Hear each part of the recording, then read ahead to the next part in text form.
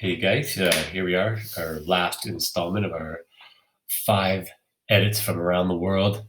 And on this one, it's really my excuse to talk to you guys a little bit about nighttime landscapes.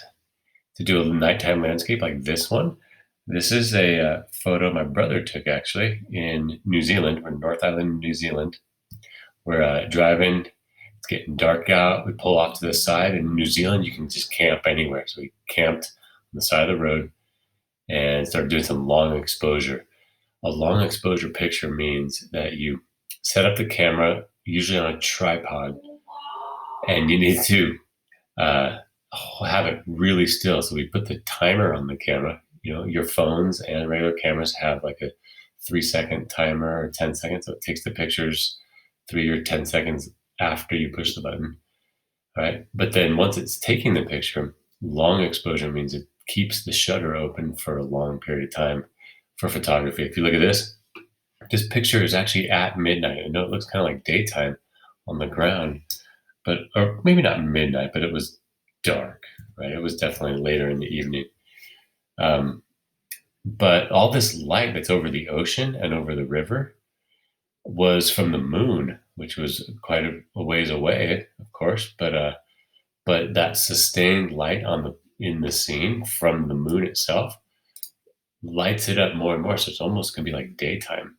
And if you look here on the file info, you can see your camera settings for any picture you've taken. This one here was 30 seconds, which is a really long time in photography. Some of these starry night type pictures you see, maybe seen on Instagram, they can go for much longer than that too.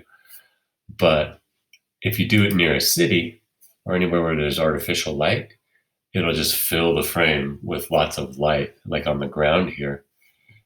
This was a pretty dark area, so there wasn't too much of that ambient light, but it's still. I think we can make some changes to this picture by making it a little darker, so it feels a little more like nighttime and brings out more of the stars. And that's the hard part of nighttime photography, is to get as many stars as you can, right? So it comes from being in a really dark place in the world, long exposure on a tripod.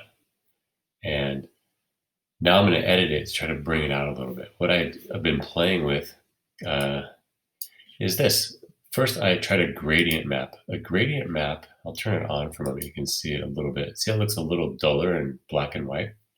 What this is doing, if I double click it to see the properties, a gradient map is a tool you can use to change the color of your pixels in the dark areas, the medium, and the light. In this case, it turned them a little bit black and white. All right, but check this out. Yours might look a little different. Let's go to this. All right, see these colors here?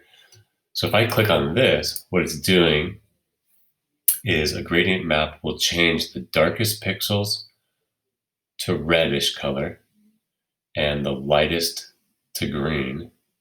It's a little bit green right there, right? And then this sort of grayish in between. Those are opposite colors, red and green. Here's purple. Then the mid-tones are green. And then the lightest areas are orange, right? So this is kind of a fun filter, basically. And it's replacing, remember, dark, medium, and light value pixels. On this one, if I just go to black and white, that's what I did, right? Because what I'm trying to do is bring out more stars up in the top. So making dark areas darker and light areas just a little more towards white, and take a little color out of it so I can see more of the stars. That's my theory of working right now. So let's put that one away. But then it's getting a little dull, right? So I added this vibrance adjustment. Remember, all these are down here in the layers adjustment right here. Or if you go to layer, new adjustment layer, they're the same tools right there as this shortcut down here. All right, so go to vibrance. If I turn it on, you can see what I did. I brought some color back, but I feel like I got more stars up in the sky, at least a little bit. And double click that. So I brought up vibrance quite a bit. Look at the land is changing the most. right? But having some color in the sky. But what you want to watch out for with nighttime and starry night type photography is you got to notice a difference between what's a star and what's now noise and weird pixels coming out. We can zoom in here. Click on the picture. Okay. Zooming in. Some of those are stars, but you zoom in, they're just, some of them are weird pixels as well, weird colors. So trying to avoid the noise and actually have color pixels of the stars. And then I brought up saturation a little bit too. I can bring it all the way down, see what it would look like as a black and white. I like it a little bit, but it's not as exciting. So I'm gonna bring back the color to quite high saturation there. All right, and then of course, as always, when we play with our curves adjustment, we can bring out lights and shadows more. And I'm trying to get rid of some of this ambient light in the middle of the sky right here. So turn that on. And what I did there, click on the properties, you can see, is I brought, this was a straight line, and I brought this down. So this is the darker areas, the very darkest is the corner here. Brought the dark pixels down, darker value, right?